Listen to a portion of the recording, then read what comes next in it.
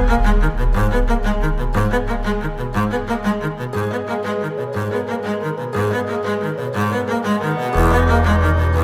would like to be coming back to South Korea to celebrate no more dog meat trade.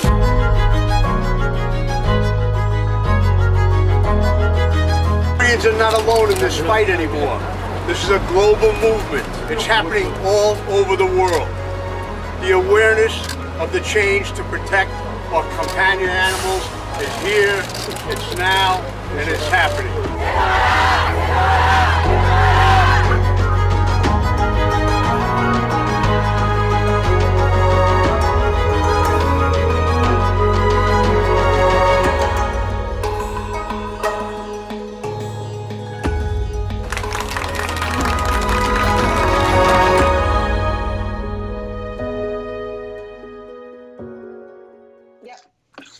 So with me today, I have the pleasure of speaking with Jiyeon Lee, founder of Animal Liberation Wave, Last Chance for Animals sister organization in South Korea.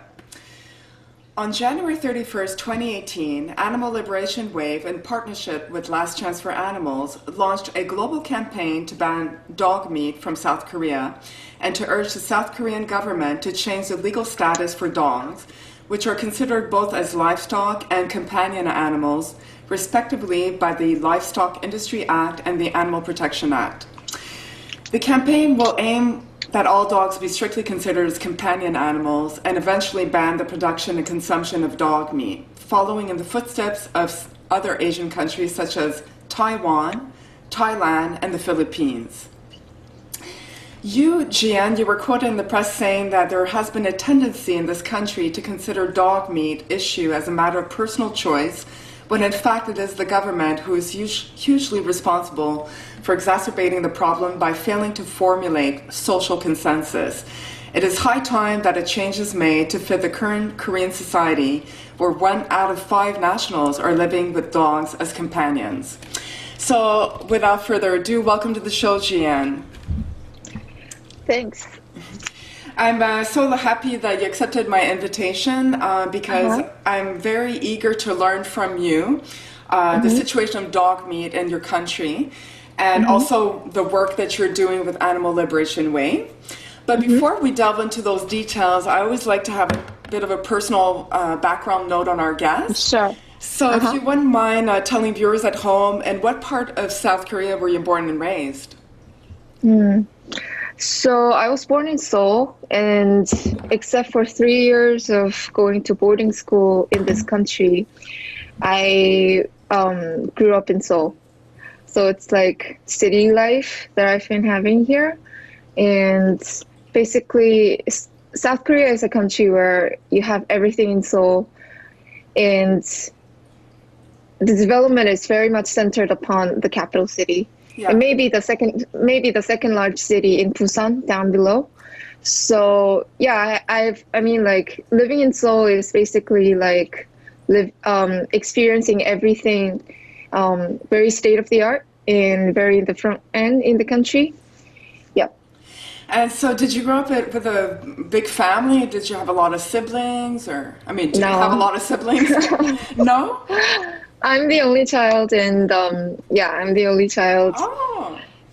And I mean, South Korea, my parents' generation used to have, my grandparents' generation used to have a lot of kids. Right. But you get this 3 or 4 sized families average for my my age. So more people are having less children now. I guess it's a global trend, right? You know, it's everywhere.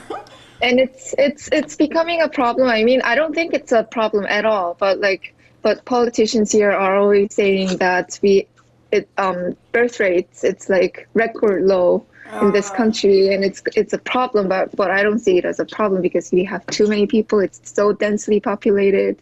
Right. But if you think of it, it's kind of important. Right, yeah. It's a common problem.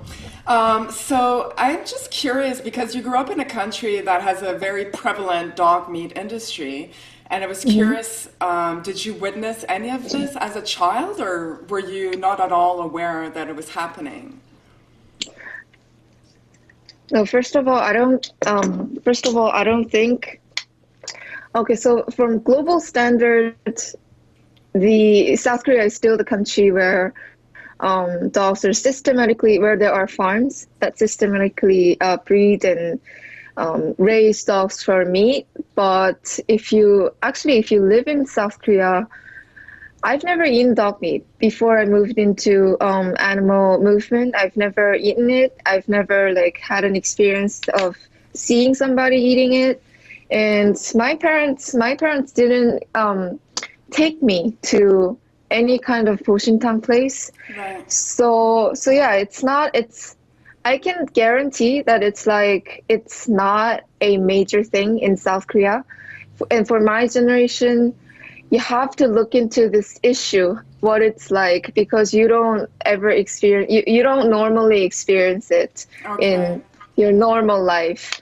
But it's a problem that what was the question again? Sorry. Oh, no, you've answered Yeah. very well. Like basically, you never had any recollection No. of experiencing dog meat. Your parents, obviously, are they? I know you're vegan, right? Yeah, yeah. Were your parents? They raise you being vegan, or were they? No. No. No, not at all. That's a personal choice. That's just the thing. Yeah. It's a choice that I had. After reading, Peter Singer had an influence on me when I was in college. Okay. And yeah, and basically I didn't know what to do because I didn't want to work in any kind of company that sells merchandise. Yes. Or like I've also thought about becoming a diplomat, but you have to go through this huge long system of exams, like few years. You have to just put in your youth. Yeah. So at that time, I just thought about becoming a scholar, and I wanted to and becoming a scholar. And the issue that I was interested in was more like environment and animal conservation. Oh, okay. Yeah. So in college, I studied international studies, which is like basically a very interdisciplinary department where you teach international commerce, international law, and international governance. Yeah, and when I went to master's, I did geography and studied animal conservation. But then I learned how conservationists are killing so many animals in the name of management. And the reason why I went to study animal conservation was in part because I read Animal Liberation. So with this period of studying and sort of thinking about how I should view animals and what I should do to them, it's got me an answer of just becoming an animal activist and help for and drive animal liberation in my own country. Right. And then that's when I met. And so I was working in this animal welfare organization in South Korea, and there I met Chris at LCA. Rose of last Yeah. We'll talk about that a little bit later, but it was Peter Singer that was the inspiration at the beginning to get involved with animal rights. And so quickly, I guess you became vegan because it's hard to fight for animal rights while eating them. Right. Yeah. And so your parents were not like the most traditional. They never ate dog meat themselves, right?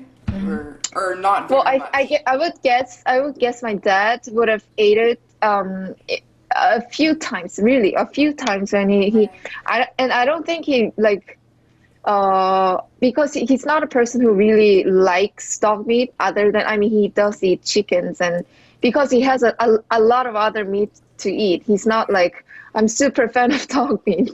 No, so, he's not like He would have just gone there when his friends maybe took him to this place or in the workplace, because that happens for middle-aged men. Yes. Quite. It's not like very common, but quite a time. Yeah. And also, I heard that young men, it's like the passing of age to adulthood. They will bring them to go eat dog meat. It's like a celebration and Right, kind of a right. tradition. So Yeah. all right. And did you grow up with animals as pets, or did you? No, did you? I did have did have one dog, and I still have one cat, living with one cat and one dog. Oh wow! And yeah. They still So when I live was with you? little, so the first dog that I had, the first ever dog that I had, he passed away. Oh. Like when I was in UK, and when I was young, because I was the only child, I used to tell my parents to buy me a dog because I didn't know a thing of whether like I should not buy them or not. So yeah, so they just took me. They took a dog that some friend of them gave a dog to us, and I lived with him. Yeah, and it was Shih Tzu, and lived with him for about like 10 years, and after that, I have one Spitz dog, which she's still living with me. Oh, really? And yeah. And 2 years ago, I adopted a cat that was rescued. So right now, I'm living with a cat and a dog. They're not like super fighting, but they're like they're not They really get along relating. enough. Yeah, They get along. It's not a war Right, every right, night. right. Well, I have two cats of my own. Oh. Yes, and it really changed my life, to be honest. I became vegan a long time ago, before I was ever known. And I can thank my friend. Before it was ever known. I know, it was before I was ahead of times. But it was not like, it's a friend of mine that brought me a tape from PETA. I'm sure you've heard of PETA.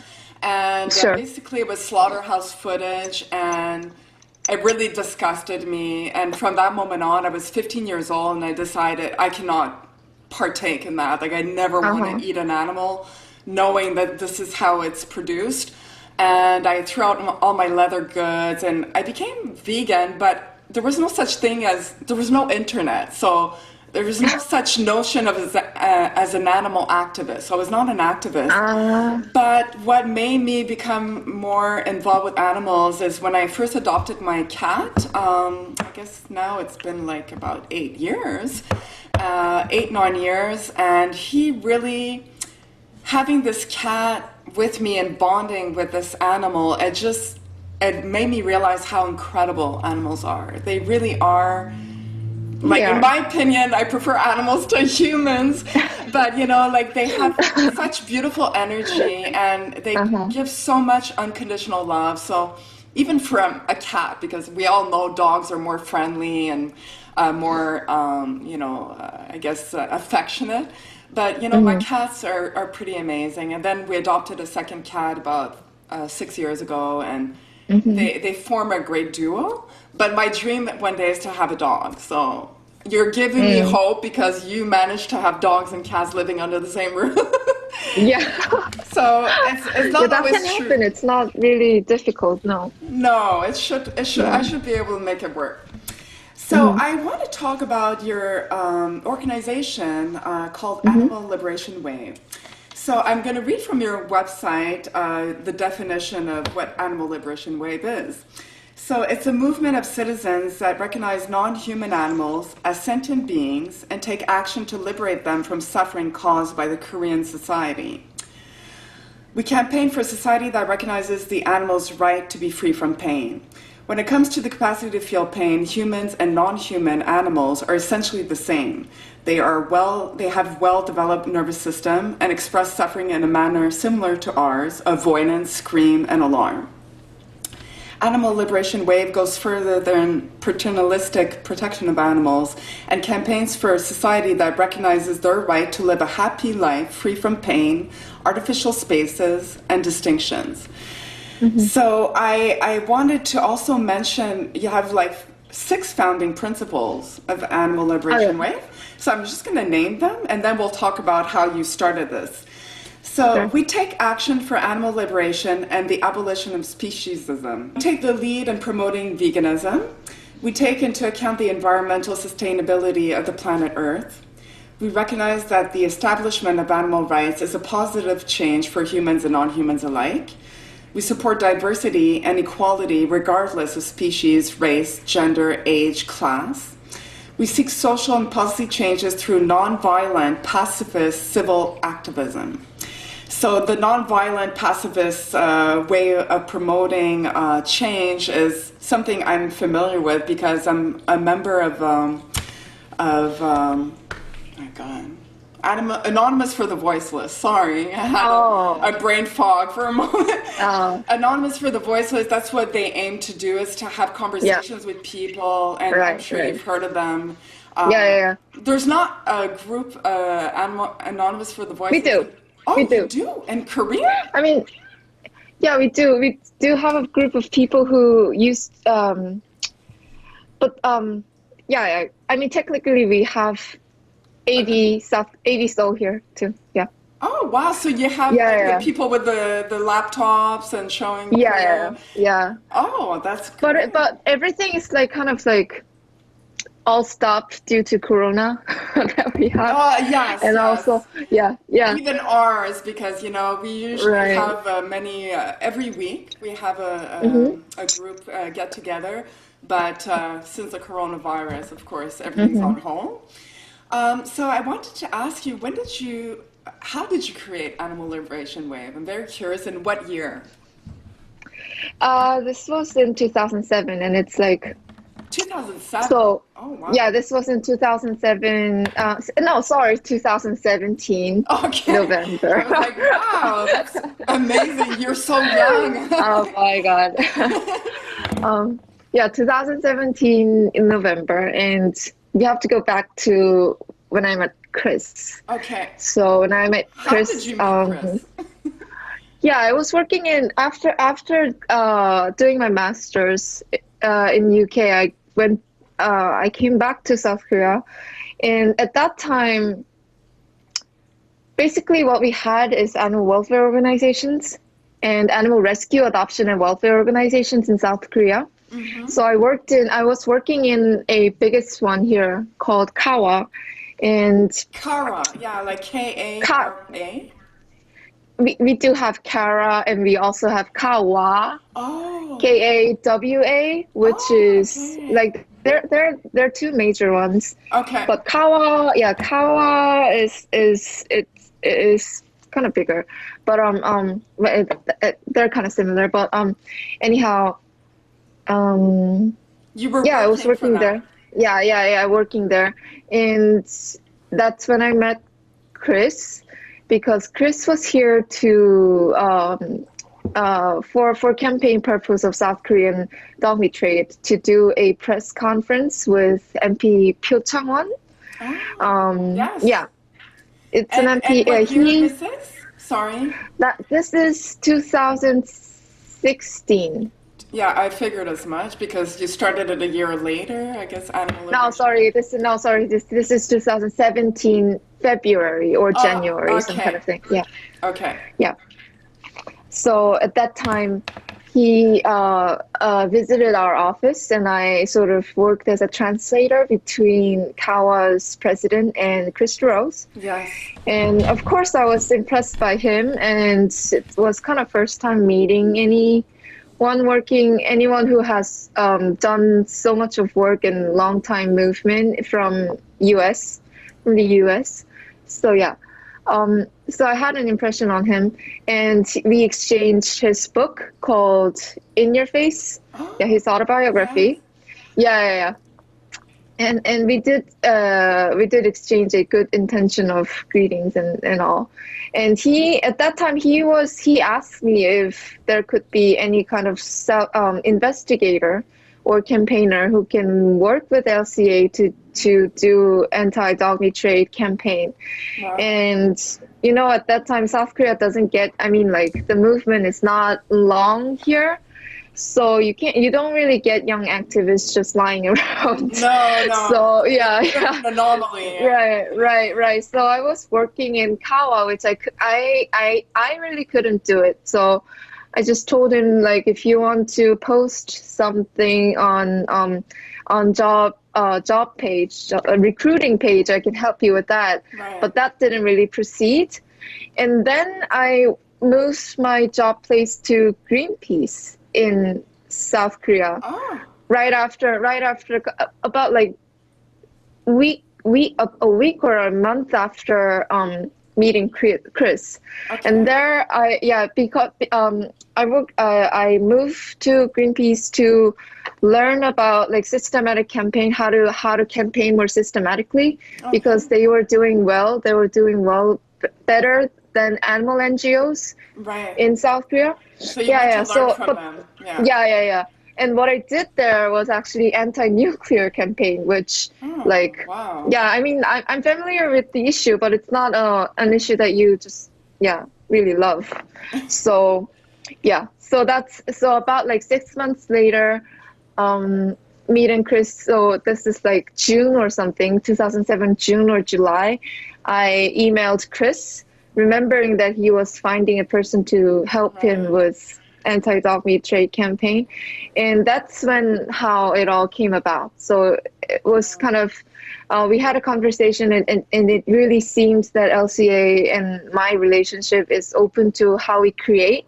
Yes. So that's how I imagined about founding an animal rights organization on the ground, sister organization of LCA, on the ground, to do animal rights, to anti-dog meat trade campaign from animal rights perspectives. So it's not, what I mean by that, it's not like we should not eat dogs because I love dogs, right? Oh, no, so you want to protect all animals, not just specifically dogs. Yeah. Okay. And it was a hurdle. It really was a hurdle for anti-dog meat trade campaign here in South Korea, of not having activists who actually can speak about veganism or animal rights perspective, why you should ban dog meat trade. And if you just start the conversation as being, I love dogs, I mean, you shouldn't eat it because I love something. It's just a parallel of conversation. You can't really, I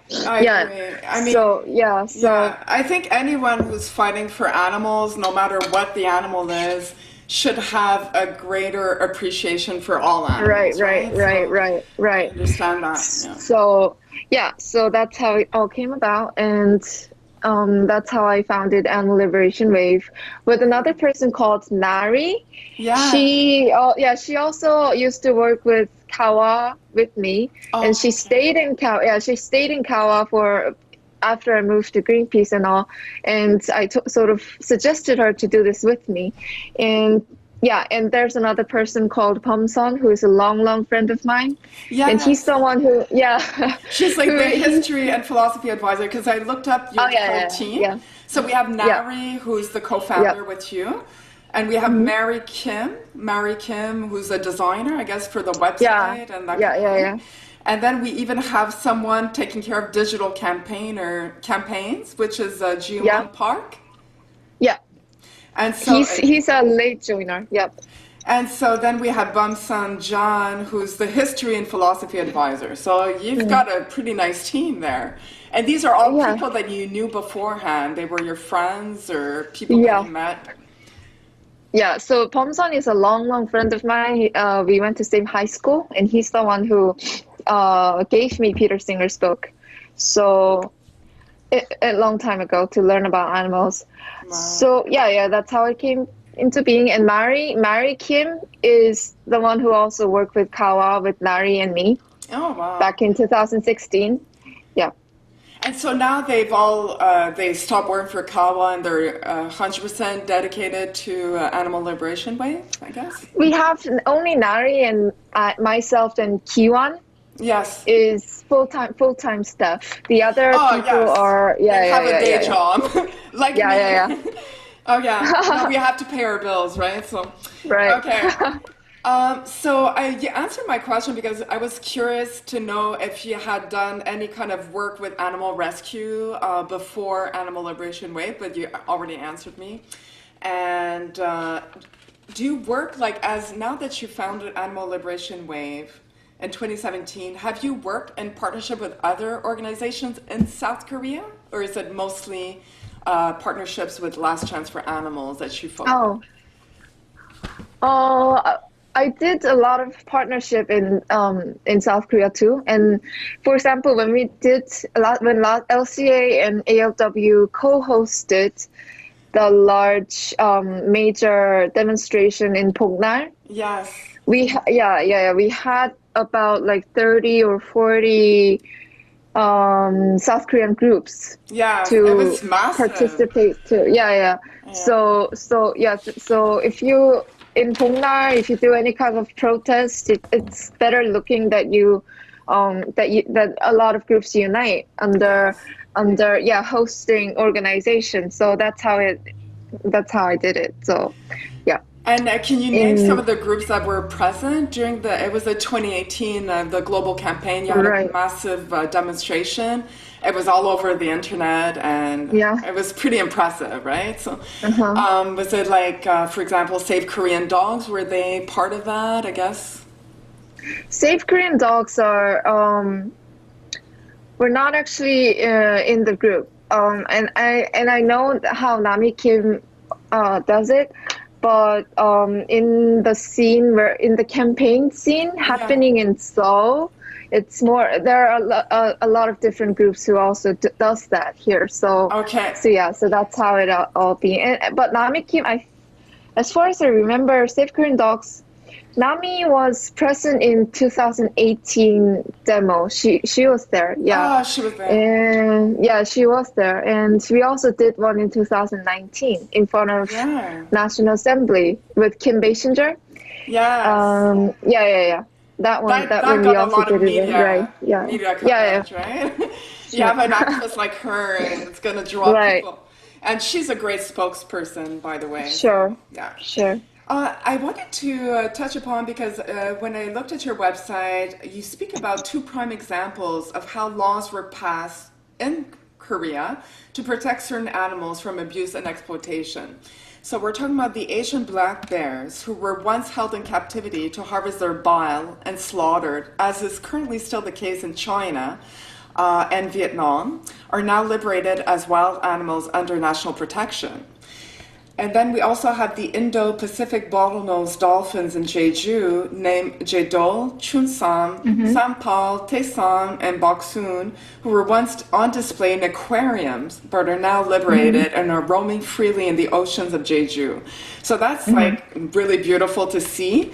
And can you tell us, like, when did these, I mean, they didn't happen at the same time, I'm assuming, but what year did that come about, like those laws? And who pushed to get those laws in place? Are you aware?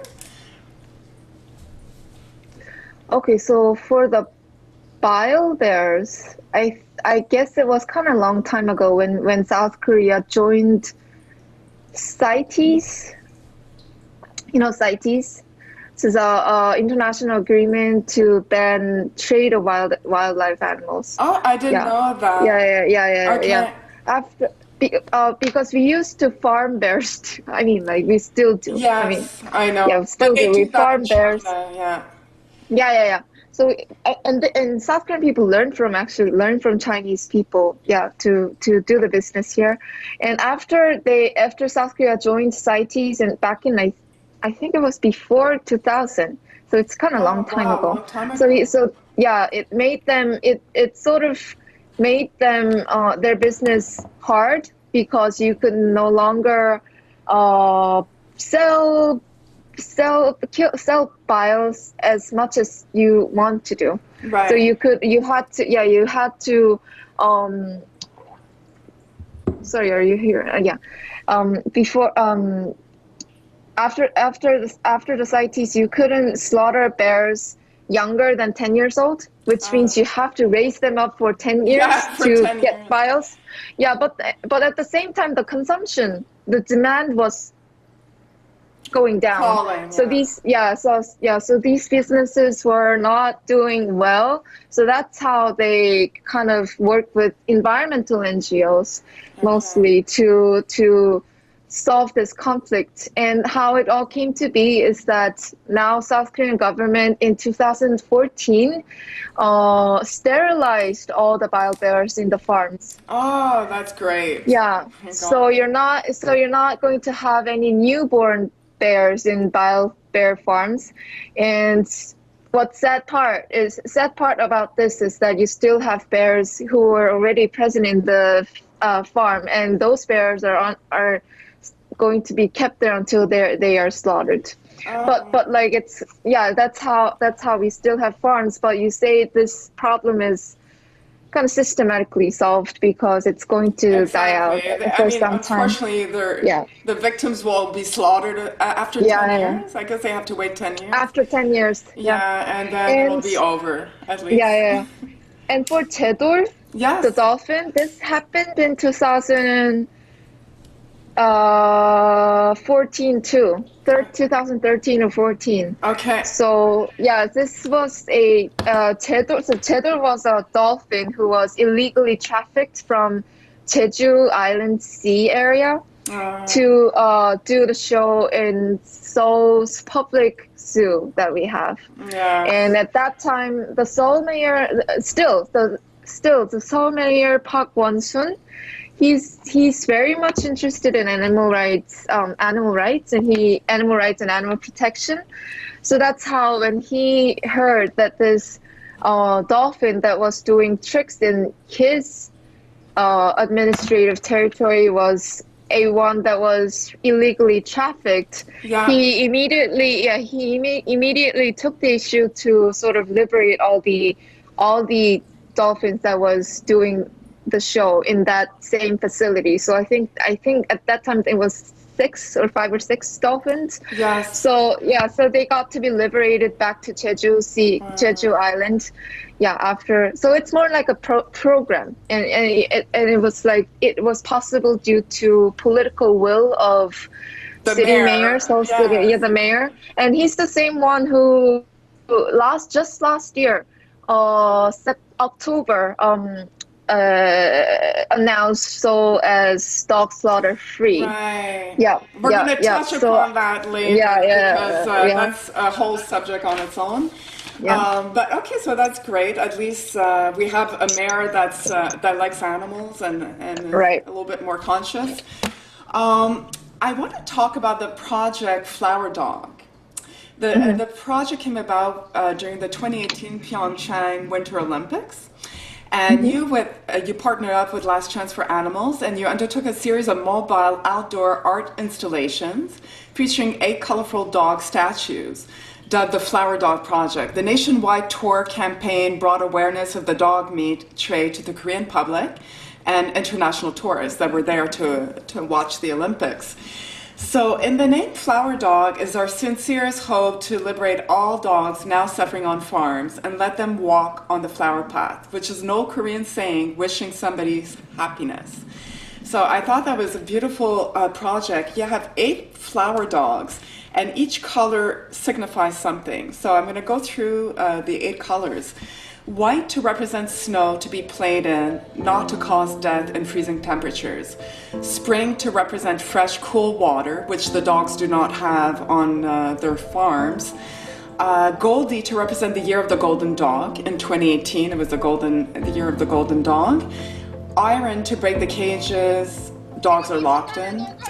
Field to give hope that one day caged dogs will run free. Breeze to represent fresh air instead of the rancid, toxic air at the dog farms.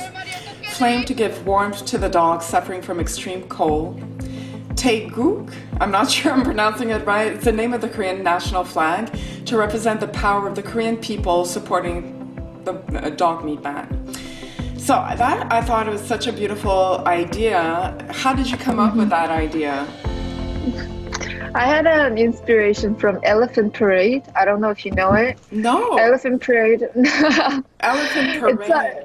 It's a pretty much similar campaign that they have about elephant conservation in London, UK. Okay. Started in London, but and sort of spread to other European cities, and it was how gigantic like elephants Statues? Yeah, statues colored by different artists. Oh, They were wow. displayed in public space to raise awareness about elephant extinction and raise money to use for their conservation. And at that time, what I was my ambition after founding Animal Liberation Wave was that animal movement in South Korea should have an eye-catching opportunity Yes. rather than I Just mean it's screaming, totally going, stop eating animals. yeah. and Something and more also the creative. fact and also the fact that because you get all these sort of graphics about dog meat trade, but as soon as I mean realistic and justified because it's happening, but if you just get it to normal South Korean public, they would not look at it. Like they would just turn away. It's not that they are not feeling anything about the issue because they don't know it, but they just don't want to see it. They don't want to So you see need that violence, So Flower Dog project was more like organized to raise public awareness and even to childs and young parents to make the issue more approachable to South Korean public. Yes. Yep. And to have conversations, because I'm sure people Yeah, would walk yeah, around yeah. and go, what is this? You know, like Yeah, they're curious. yeah, And even yeah, yeah. children, I'm sure, wanted to have a picture of them with the dogs, the dog Right. It's statues. certainly eye-catching. And if you come into YouTube, I think both LCA and ALW, we have like edited videos of flower dogs Oh, I displayed, know. and I fully intend Yeah, on yeah. showing that. right. Yeah, it's gonna So it be. worked. It worked quite well. Yeah. Yes, it was beautiful. So I really, like you said, it's eye-catching, gets people talking in a positive way about the Right. problem, and people learn because, you know, like you, a lot of them that live in Korea are not even aware of the issue. So it was a great idea. And how was it like? How was it received in general by the Korean public, in your opinion, like that project, those mobile installations, that people have a good reaction, like in general? Yeah. In you can just certainly see how reaction is coming when you are on the street with flower dogs. Yeah. So it's really hard to not see them if you see 8 of them, like 1 meter high I know. statues, and they're super heavy, like they're like a real thing. So Wow. it's like so it earned a lot of support, and also I would say media attention was also Helpful. our target, and it was achieved quite well. And the very fact that we did series of display in cities like all around the peninsula, the country, so when we after all the series of display, and when we came back to Seoul in front of the Blue House as our last display during the Olympic season, Right. the media attention was kind of high. And also at that time, we did also one display in front of National Assembly, but we couldn't really get into the building of National Assembly because in order to do that, you have to get a permission you have to co-host it with an MP here. Yeah.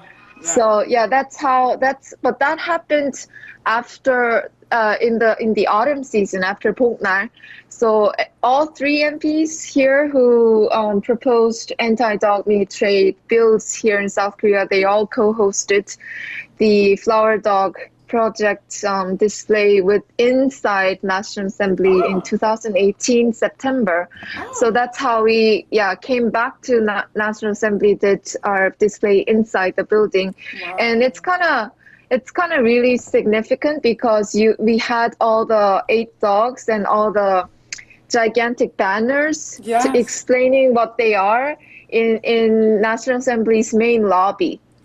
So what it means is that, what it means is that now is in the era, now is an era where we can get into National Assembly in the main lobby, but whereas the opposite sides can't. Wow. So you don't really get a bill to legalize dog meat trade. If you propose a bill that legalizes dog meat trade or takes the side of dog meat farmers, you're going to get, MPs are going to be like really sacked. So it's like, you just say it gives a strong signal that the trend is on our side. Yeah.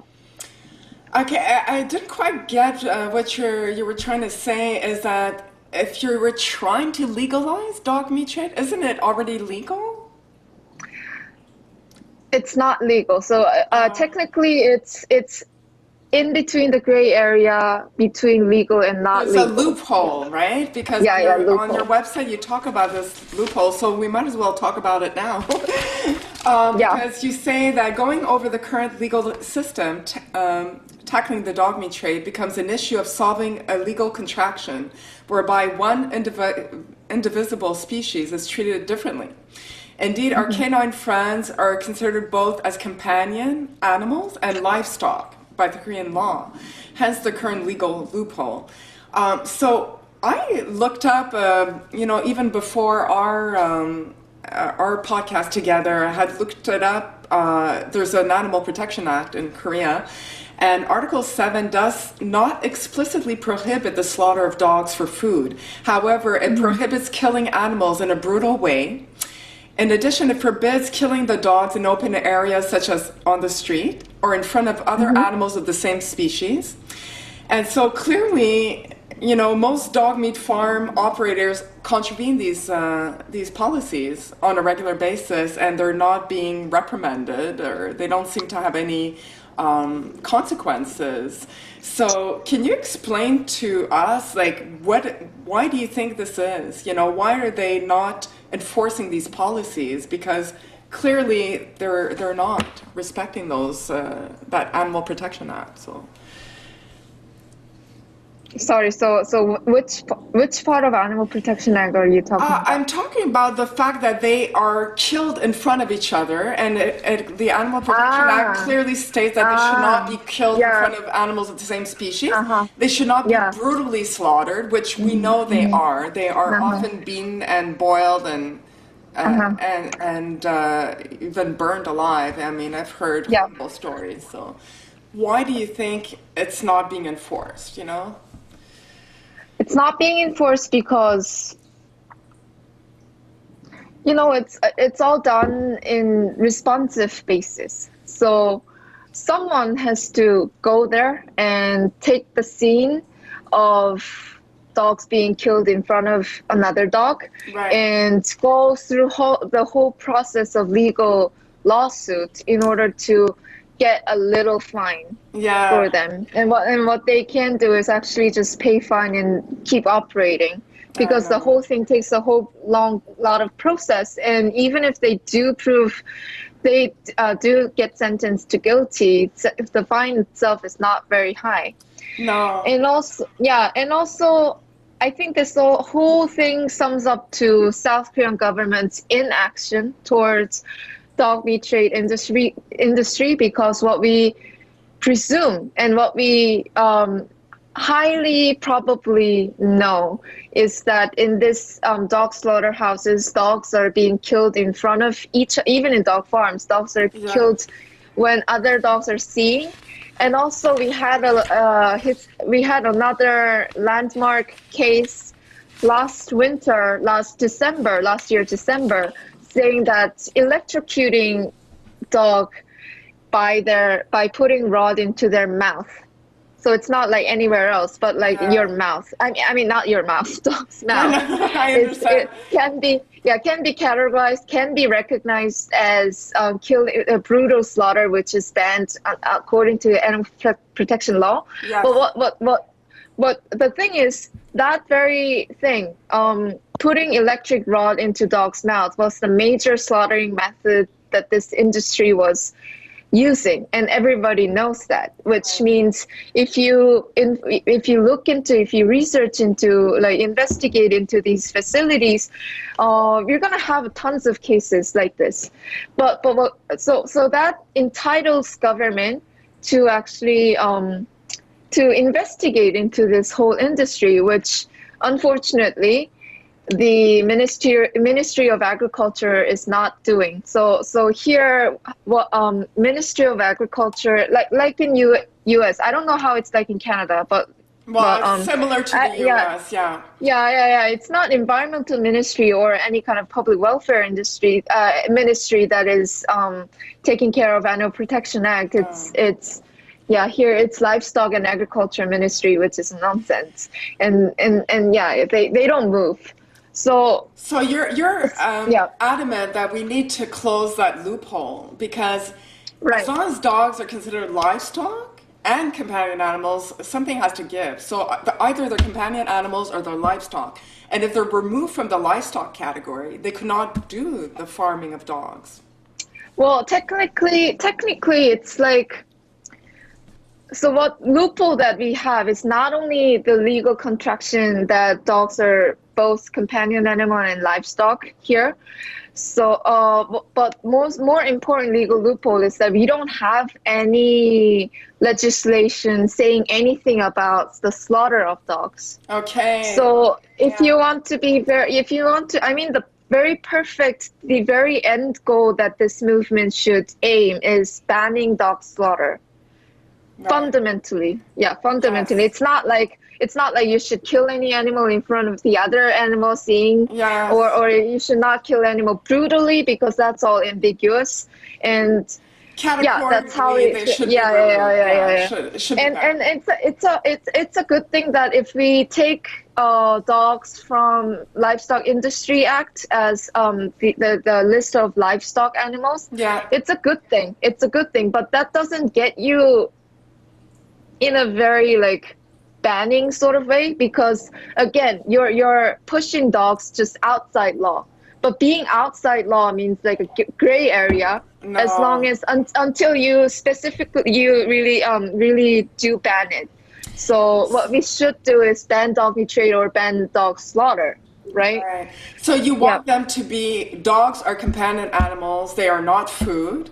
Is that the goal, I guess, is to have dogs categorized as companion animals, point final, that's it. Both of them should be done. Both of them should be done.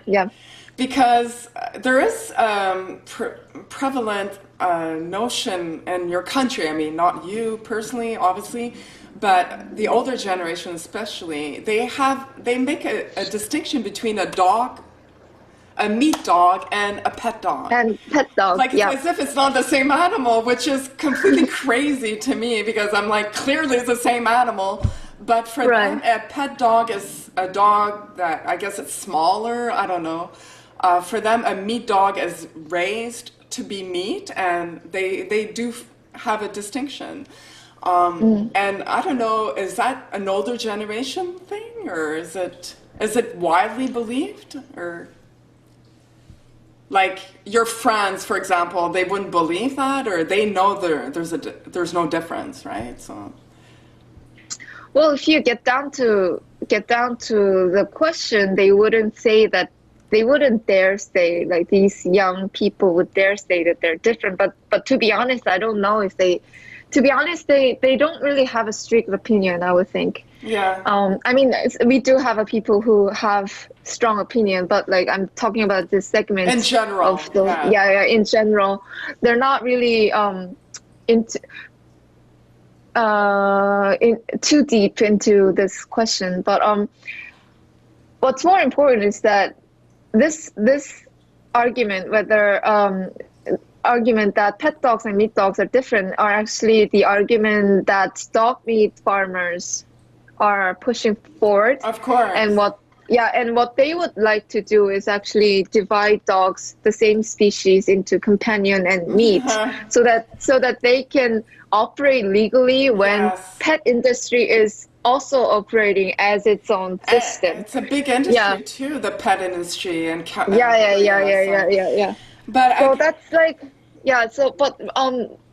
that's a like nonsense to activists and also normal South Korean people, because if you can't really imagine what the drawing line would be, right? Yeah. So yeah, so it's not an argument that is recognized as major in in the public, but it's a pity that this MP Park Won-ju, who is the most influential one in the National Assembly's committee to table and discuss pass anti-dog meat trade bills, he actually took the sides of dog meat farmers recently and said that he believes meat dogs and pet dogs are different. And that's how all these activists recently just did rallies, and we also did press conferences criticizing the comment, and he should resign from his position, and he's also running for the next upcoming election. And when are those? When are those elections? So elections are in May. And so May in this year, 2020. Oh wow. Yeah. They in might this be year we have a postponed. change. Oh, I don't think so. It's not a possibility that is being discussed. No. You mean because of Corona? I don't know. People say that it should be delayed. Some people, but it's not discussed. So I think it's going to just go as scheduled. Well, we know you're not going to vote for him. No. It's a personal choice, but yes, but you know, my thought with all this, and you made a good point, because the animal agriculture that we have, it's everywhere in every country. I often tell my vegan friends that dogs, why I'm fighting so hard to remove dogs and cats from food, you know, or fight for the cause of dogs in Asia, because it's more prevalent in Asia. We don't have a dog meat industry here. It's because it's the first category of animals that should be so easily removed from consumption. Whereas pigs, chickens, and cows, unfortunately, they've been bred for thousands of years to be food. And so it's ingrained in every culture, no matter what part of the world you live in. You're gonna have animal farming, you know. So I think also the fact that it is intrinsically tied to our economy, and the government makes money from this. So of course they have allegiance with the dog meat farms in your country and with farmers in our country. It's a big industry. And so as long as there's big money to be made, it's going to be really hard to disband this whole industry. So it's a difficult fight. Yep. Yeah, I heard something like the dog meat farms represent like about $1 billion a year industry in South Korea. I don't know if that's an accurate figure, but you don't have such figure. Yeah. Well, there's a lot of farms. I think something like over 20,000 we farms. Do. Yeah. We guesstimate that it would be somewhere between 2,000 and 3,000.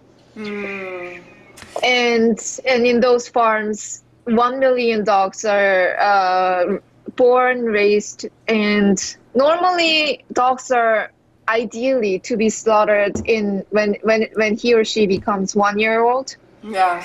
Because it's not economical to keep them more than 1 year. No. So that's how we say 1 million dogs are born, raised, slaughtered every year in 3,000 dog farms in this country. Yeah. Well, I wanted to talk about something that you did in collaboration with Last Chance for Animals. On April 24, 2018, you released the findings from a poll that you did with the South Korean public. And the poll was on the perception of and consumption of dog meat. So I'm just going to name some of these findings because they're pretty incredible. Like, I was really impressed. I mean, it was very positive. So 8 out of 10 nationals have not eaten dog meat in the last year. Okay, so when they were asked, have you eaten dog meat in the last year, 8 out of 10 said no. So that's a big percentage. Continuous consumers of dog meat represent about 18.8% of respondents, were mostly male in their 50s and 60s with conservative political views. So a lot of what we were talking about, it's the older generation keeping this trait alive, very much so. 40% of South Koreans were inexperienced to eating dog meat. 24% were voluntary quitters, where they decided on their own to not eat dog meat anymore. When asked about the opinion towards dog meat consumption, 46% were against, 35% were reservant, and 18% were for. So for the statement saying dog meat is good for health or dog meat eaters are more masculine, because that's another myth, only 29% and 1.5% respectively have agreed with that statement. So that means only 1.5% believe that dog meat eaters are more masculine. So that's good. With regard to the attitude towards the dog meat industry, less than 1 out of 10 nationals think it is desirable that South Korea is the only country where there's a dog meat trade as an industry. Over half of the respondents said it was good that the distribution of dog meat is being reduced in many markets. 40% sees the dog meat industry as a dying one.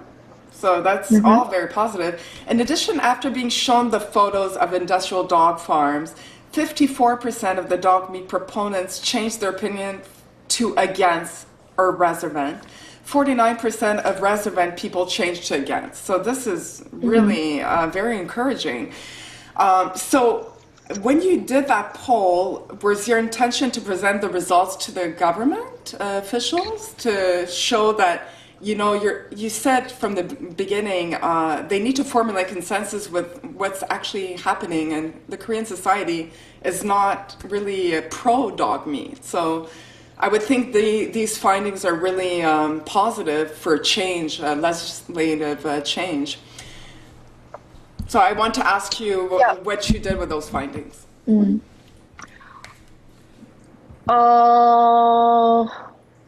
I mean, when you decide to do the poll, like outsource the poll and announce it, the background reason would be that you need hard evidence about public perception that people are on your side. That's like kind of basic. Right. But I also have the situational motive of having every politicians and in the government, also the Ministry of Agriculture, when they are asked what we should do about dog meat trade, the very typical answer that they copy and paste every time is that you don't have the social consensus about dog meat trade issue in South Korea, which is, now I know that it's like a just pretense that you just put into any type of issue that you don't want to solve. Right. So you just say that there's no social consensus. So you just prove them wrong.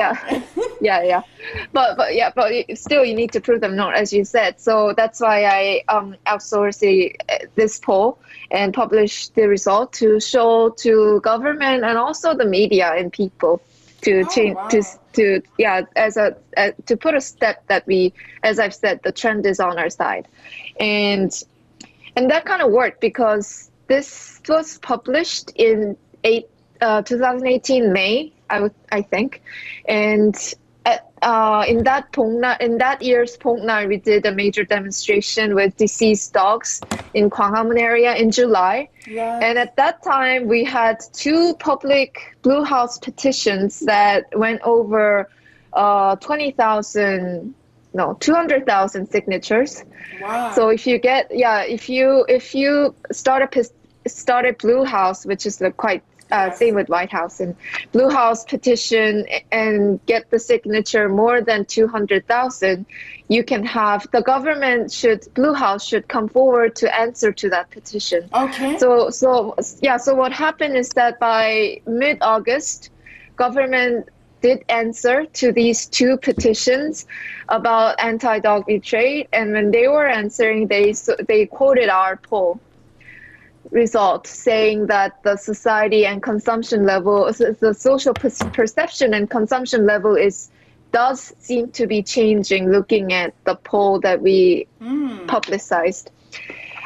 yeah, yeah, it served its purpose. And the thing is, at that time, saying that, they did say what Blue House said, that they're going to take effort into systematic solution of this problem of dog meat trade. But after then, they just got back into their own room and not doing it. So Right. Of course, they But, publicly yeah, say, yeah, yes, we support yeah, you, but nothing happens, right? It's not a priority, so. Oh, well, at least, that's huge, I think, because it was all over the media. It shows that people are not for this, and, eventually it's going to have to change, right? So, and I want to ask you, while I have you on the podcast, I'm very curious, in your opinion, what have you learned or discovered about the history of dog meat eating in your country? Like, how far back does it date? And it's a tough question. It's been around for many years. yeah, but like, I mean, if you look into very archaic documents, I mean, we can trace it back to Joseon Dynasty, which is like somewhere between 8,000, somewhere around 1,500 years. Oh wow. Yeah. Okay. You do get some record of saying this 보신탕, this soup, dog meat soup, Yes. eat to cool down your body in summer. Yes. But I wouldn't think it was like a major thing, and we don't even have that much of a historical data, like mentioned the mentioned parts, in order to really analyze it and say that this was a major tradition in South Korea. Right. Okay, so it's up to how you take this bit by bit data and use for your own and your ends. And I can say that yes, we do have experience of eating dog meat soup from long time ago, but this scale of having dog farms and thousands of it's a modern one, as if it is the same thing for chickens, cows, and chickens, cows, and pigs. Exactly, it's farm factory. It's a whole idea of like the lower costs with the higher profits. That's what it's about. Yeah, so it's a modern thing. It's not at all traditional that what we are having about dog meat trade. It's not at all traditional. Yep. But also I heard that, well, obviously it's seen as a health tonic, right? This boshintang, this dog meat stew. And even some doctors apparently prescribe dog meat to certain patients. I mean, I guess older doctors. Yeah. I mean, pseudo doctors. Yeah. So it's infiltrated the society to the point that this is seen as a health tonic. And I had a guest on my podcast that is fighting for against the cat meat trade. And she told me, because I said, I don't think in South Korea they slaughter cats, but she said that there was such a thing as an elixir that's made out of cat bones or something, and it's given to middle-aged women. It's like the dog meat is for the men and the cat meat is for the ladies or something. Have you ever heard of that? That's eye-opening. No. I know. I thought that was strange, but then again.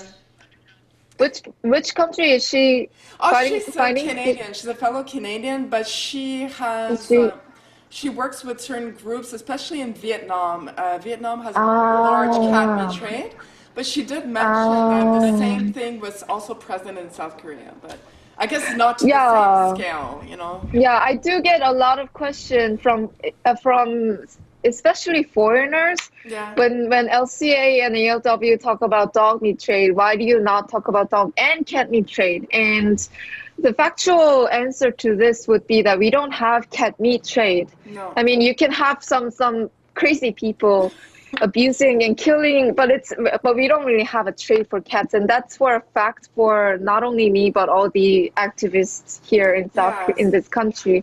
And what we see is that if you ban dog meat trades, whatever happening to cat, it's going to be automatically also banned according to, yeah. Yes, well, I mean, it's definitely not the same level of trade. Yeah. Right. So I want to touch upon the dog meat-free city projects because back in June of 2018, the first one was City of Busan that ruled that killing dogs for their meat was illegal. The landmark decision came after much criticism from animal advocates in the country. Then on October 30th, 2019, Seoul, the capital of South Korea, is now a dog meat-free city. Mayor Park Won-soon has pledged to use all means necessary to block the controversial practice. And I think it seemed like this was amazing news, but I had a guest on my podcast that kind of, in his opinion, these initiatives were already in the talks with governments back in 2013, 2014. It was long ago that the government saw that in order to attract more tourists or to make to try to improve South Koreans' image, international image, because a lot of people are not against dog meat. They had already plans to close down those slaughterhouses like the Moran market, the Gupo market also. They were all shut down, but this guest of mine told me basically the government paid those dog meat farmers to move elsewhere. So basically they moved the whole practice in more remote areas so that they could keep Seoul, which is the capital of South Korea, more tourist friendly and improve its image and make it more, amicable to foreigners. So what do you think about that? Are you in agreement?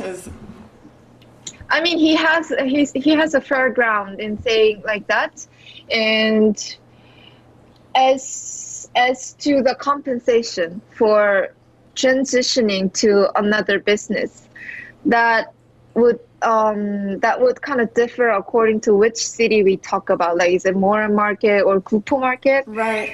And yeah, and for the Gupo case, I mean, it's obviously we do not want to pay them private money. But what the city government was doing at that time was more like closing down this old livestock market. But you can't really drive them out, kick them out. That happens in dictatorship countries, right? No, that's right. Yeah. So that's how they wanted. Yeah. But then you have this whole tiring negotiation of these slaughterers want to get like as more money as possible, right, when city government is trying to drive it down to as little as possible. Yes. And that, and you have to find this middle ground in order to really make it work. And as far as I know, when they were getting compensation, they did write a contract saying that they should not open another dog meat trade related operation in any part of their country, because you're getting compensation on the ground that you're going to do another job that doesn't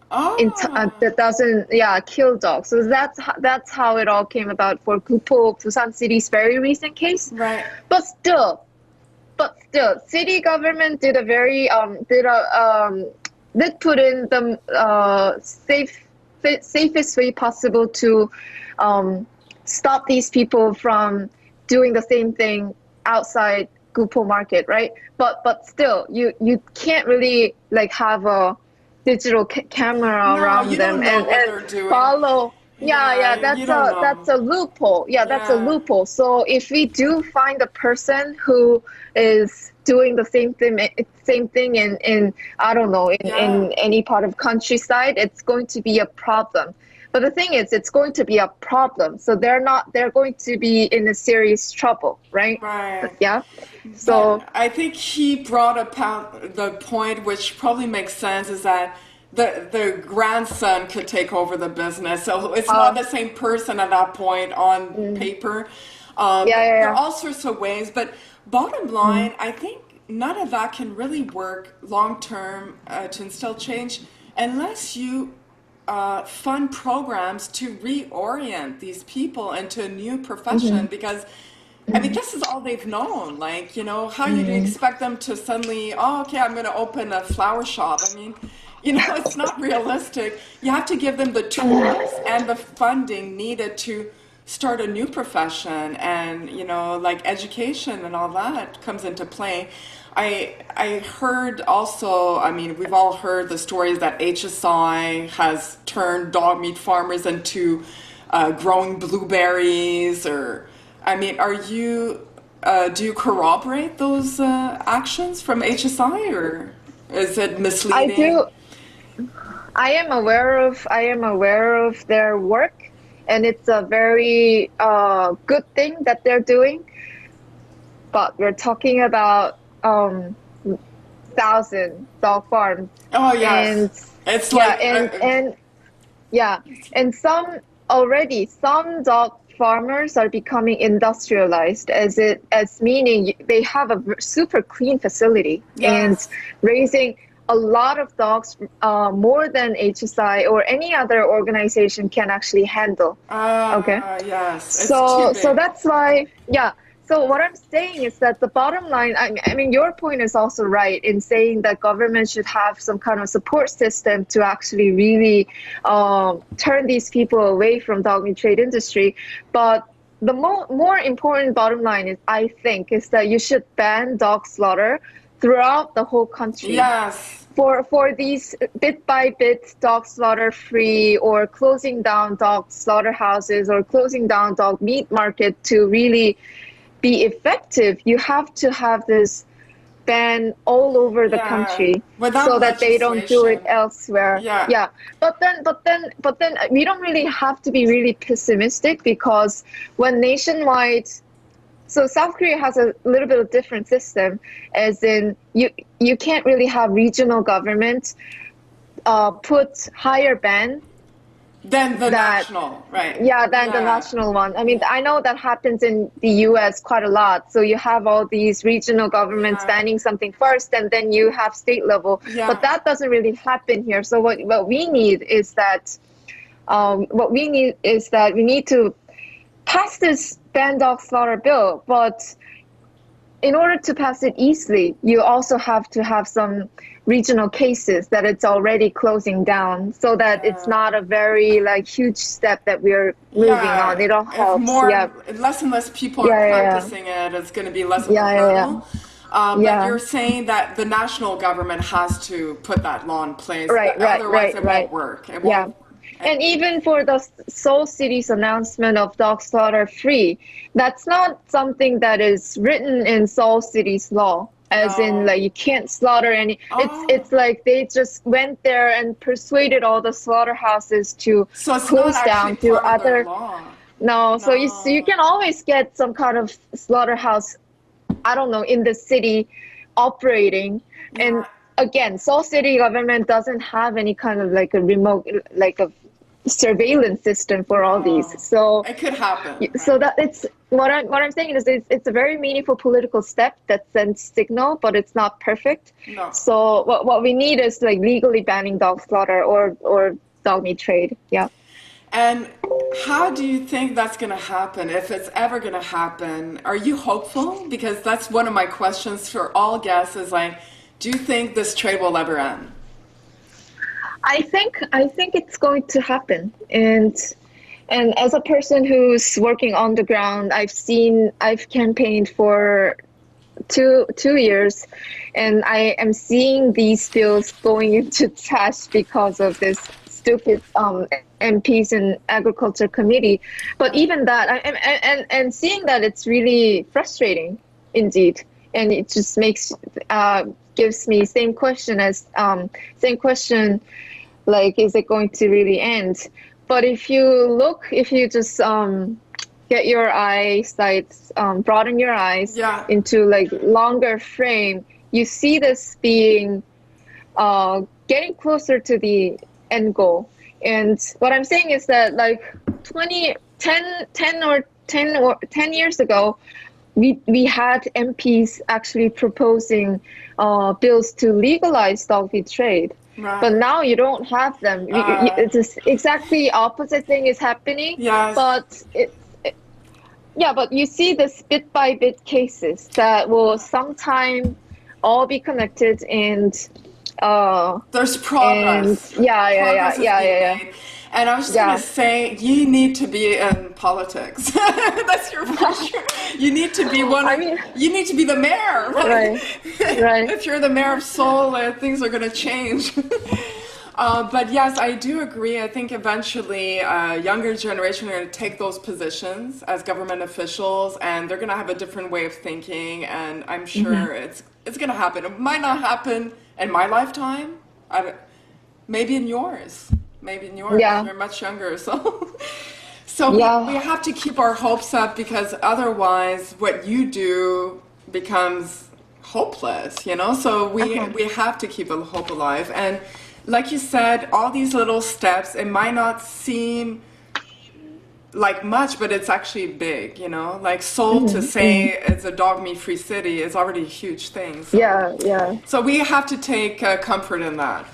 I wanted to ask you, okay, so in 2018, you launched that global campaign. You had a lot of press, a lot of media. And I guess, what do you think was the highlight that came out of that campaign? Like any tangible results that you can share with us? Or how has it changed for the dogs? For the dogs. Or for the people? I mean, I think... Yeah, for the people. Well, I'm sure that the Korean people seeing this on their television sets or their computer screens, they must be, like sensitized to the dog. Yeah. You know, so I think it's making change in people's mentalities and showing them that there's a better way, that this should not be the case. You know, it's cruelty.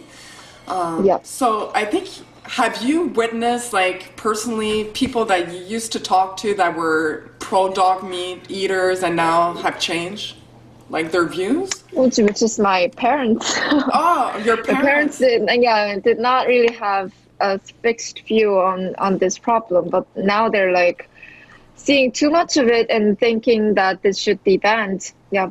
And... Yeah. and they have friends, so they talk to their friends. And, it trickles down. Yeah. And basically, the tangible results, as you say, is that for the past 2 years, ALW and LCA have done best to let known about these bills and get it to the media as to be up high on the media presence. Right. And I think we did an awesome job in making that happen. It happened. Yeah. I think like rescue and adoption operations, like shutting down some facilities, should always be going. But if we only have that, it's not going to show the bigger picture as campaign-wise to the public people. And what LCA and ALW is filling that gap to make it happen. And for the flower dogs and the demonstrations 2 years straight in 2018 and 2019, and 2019, first year we had deceased dog with traditional funeral monument. So it was our first time ever in history that any kind of animal NGO did a demonstration mimicking traditional funeral ceremony. Wow. So you have this BokNal. BokNal is a traditional thing to people's minds. So it's traditional that you eat animals. But what we did is that we the opposite. The opposite way of showing traditional way of it's a new tradition. Mourning. Yeah. And that thing, and also in the second demo, because we had Kim in, it made a huge media opportunity, both in local media and international media. And one thing I didn't mention is that we actually did a laser beam protest. I don't know if you have seen that in our website.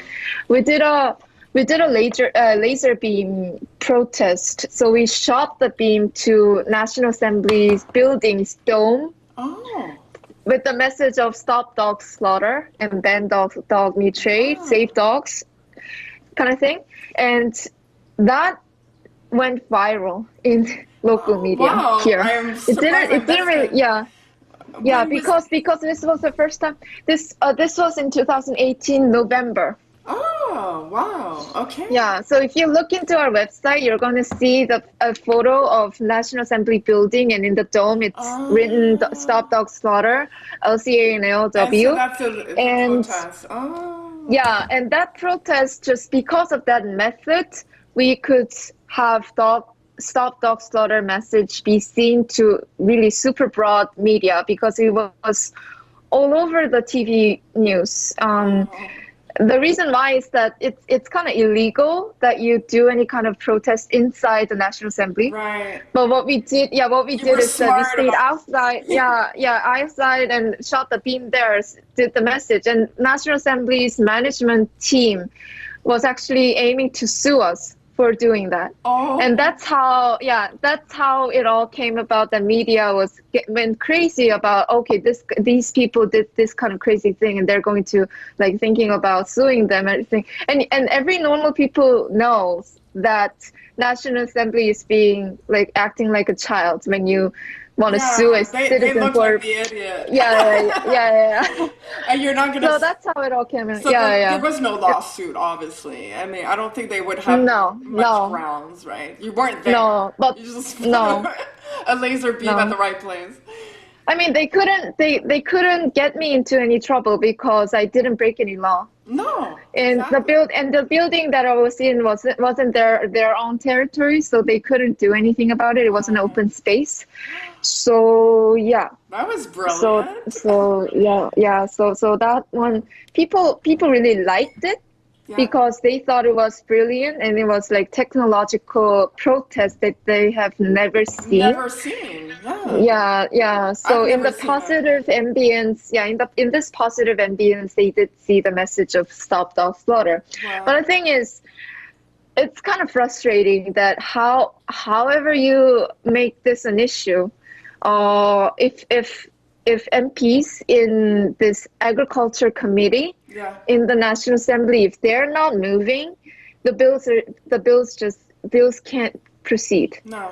It can't be passed. And these people, you have a very closed set of these handful of MPs who are mostly elected from countryside. Yeah. So the countryside's people, they're not really exposed to any kind of No. campaigns that are happening in Seoul. All thinking. So yeah.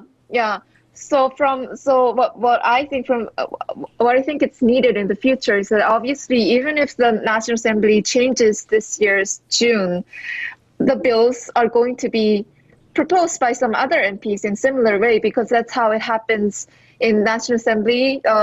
Even if it's not passed, some MPs get it, take it, and propose it again in this new assembly. And when that happens, we really need to find ways to corner these MPs in Agriculture Committee, because even if you have a brilliant MPs outside Agriculture Committee on our side, if you can't move these people in the Agriculture Committee, it's need like somehow to reach pain those in the ears. people. They're key. Yeah. To change. They are the key. So are you working with certain MPs? I mean, are certain MPs, should we like, as Westerners, that's one of a question I have usually for my guests is, I live in Canada, and a lot of the people that are fighting this cause are Westerners. I mean, we're a big group in the US as well. What can we do from over here to help you over there? Like, what actions can we take? Is it signing petitions? Is it sharing videos, I guess, of your actions? Or, often we feel powerless. And so people, obviously you can help support organizations by giving donations to the right organizations. You can sign petitions, but are they effective, I guess? Yeah. I think donation is always effective if you donate to the right person, right organization that you want. And in general, I would say staying focused, staying up to date about this fighting scene. Right. I would say about fighting scene, not, I mean, like, it's also important that you feel strong about dogs suffering in farms and photos and sharing those photos. That also helps. Yes. That also helps. And plus, on top of that, it's great if foreigners are also up to date about the movement's front line, what's happening now in South Korea and local terms. Yeah, and sharing it on social media and what you're doing too for the podcast, and that all feeds into when we go speak to local MPs or politicians or governments, we can always say that, hey, foreigners and all the people of the world are eyeing on us because South Korea is the only country that has dog farms. Yes. And you're being eyed upon by, I mean, like, from people from not only in this country but all over the world. Wow. And that certainly can be used as our advantageous pressuring angle that when we go speak with important peoples, and that and I would appreciate for you to stay interested in this issue and not like lose it. Yeah. Stay current. Yeah. Something that one of my guests had proposed and to a certain animal welfare group, but they never pursued it, was a marketing campaign with a celebrity, a Korean celebrity, for example. Yeah. Also in China, a Chinese celebrity, someone that people admire and look up to. If they would come on board and make a statement saying dog meat has to end, and this is why, and it would have a very big influence, I think, on people's perceptions, right? Yeah. Have you considered doing such a campaign, or would you consider doing one in the future? I would. I mean, it's always on my head, and we also did some. When our demo happened in 2018, one celebrity who is not like very top, but still known to the public because she's a famous movie star. Oh. She shared our demo scene, and that was also And what's our article. What's her name? Lee. ELL. Yeah. Lee. So ELLE or. Lee is her last name. L. Lee. Okay, yeah. Yeah, L. Lee. Okay, thank you. Well, that's great. So she shared your demo and with her fan base, right? So. Yeah, and I think it's really, what she did was actually very courageous, because right now dog meat trade issue is still like a hot potato here, and it's also to people's minds, this Western imperialism angle of dog meat trade issue is still ingrained in public's mind. So it's not a easy issue as if we are talking about like child welfare or refugees, that we do get a lot of, or environmental issues like plastics. It's not like controversial, right? So but you have this baggage of controversy when you speak about dog meat trade. That's why it's kind of hard to get celebrities top level to speak about dog meat trade. But I think that too is going to be achieved in the near future if we take effort. Someone who's pro-animal rights, that's a celebrity, and hopefully MPs that could be pro-animal rights, that would be welcome.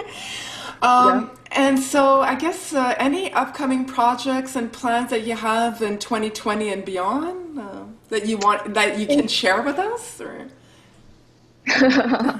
We are going to Well, we're eyeing on a series of investigations because we think we need silver bullets, ammunitions, rather more than values, or when we do pressure the government and National Assembly. So that's why we are sort of getting back to on the ground and do investigation projects. And I think from that, our eye-opening like public campaign can also be organized. Yes. And also because we have this coronavirus thing, yeah. The thing is, in dog farms, we can also approach dog farms from that angle, because we have new dog influenza virus that has that was born out in dog farms because dog farmers were feeding avian influenza infected chicken Yes. meat or feed, to dogs. So we have this novel influenza which is mutating closer to humans. So we have the scientific sort of evidence so that we can sort of communicate also to that to the public. And I think this corona crisis period might be it is a good ground for us to start sending out that message. I think Yeah. so, because you can tackle the health angle, right? Like, so it's Yeah, not yeah, yeah. healthy, it's dangerous for the public, and as we can see, it can grow into a pandemic, you know, that affects everyone. And I guess what China's lived through, because the coronavirus, the COVID-19 came out of Wuhan market, it hurt their economy. And at the end of the day, when your economy is impacted severely, I'm hoping it's going to instigate change, right? Because this cannot happen again, right? But some people are less optimistic, but I have to believe that it's going to motivate them to at least, they put out a ban on wildlife trade, but apparently it's not being enforced or at the moment. Like, have you heard the same thing from your perspective? That China's wildlife trade ban is not really. Yeah. Yeah, I mean,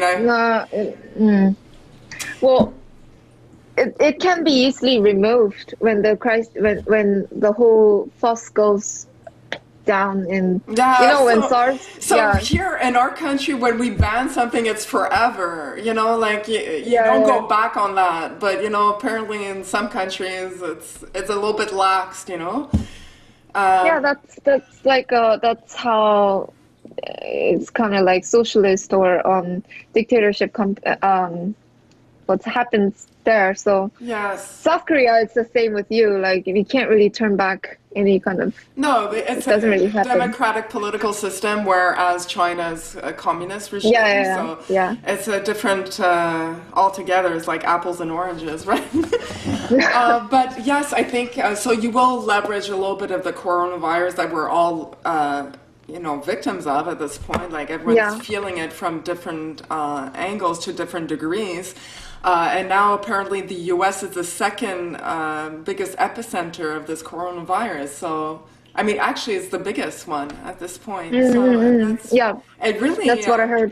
It really escalated quite quickly. So I guess in terms of future guests for the podcast, who would you recommend to be on the podcast and why? Any guest recommendations for me? About doggy trade issue? Yes, well, I mean, Stop Yulin podcast, just to give you an idea. Right. I started it off with the idea of covering the dog-cat meat trade in Asia because I felt there was too many misconceptions here in the West, and a lot of people had different ideas of why is it happening, why they torture the dogs and all that. And I thought, well, who better, like, I was looking for information, and so I couldn't find any podcasts. There's a podcast on almost every topic, but nothing on this. But not about So this. I said, well, I guess I'm going to have to start this podcast. And by interviewing... Great idea, yeah. Well, it's a great idea because I'm learning so much, and since I started the podcast a few months ago, I've learned so much more, and I'm getting to hear from people that are on the ground that know exactly what's happening, what the issue is, and what we can do to help. And so, but the podcast will eventually broaden its scope and encompass all sorts of animal cruelty issues. And we have fur farms that I want to cover, puppy mills, factory farms, etc. So it could be a guest from any one of those animal cruelty, welfare topics.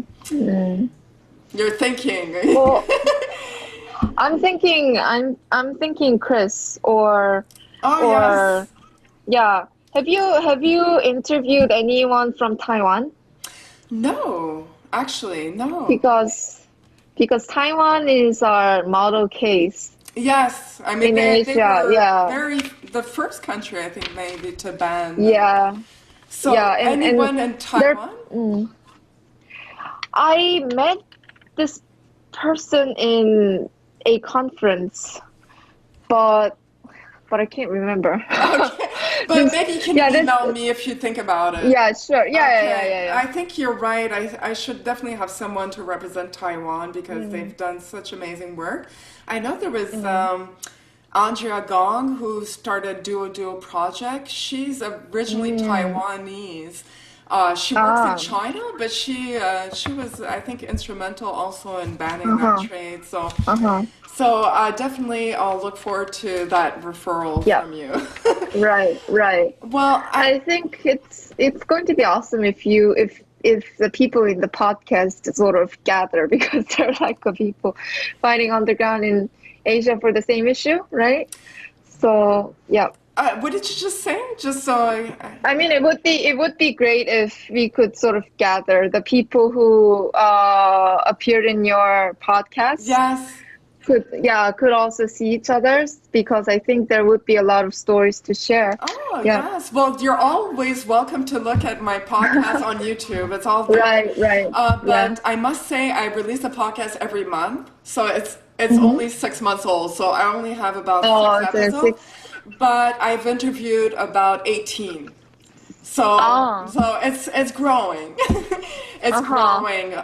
But yes, you're absolutely right. I think, they can learn from each other's, issues because every country is a bit different, South Korea Yeah. is specific, Yeah, it's dog different. meat Yeah. farms, and then we have China, Yeah. which is more about strays and pets being stolen.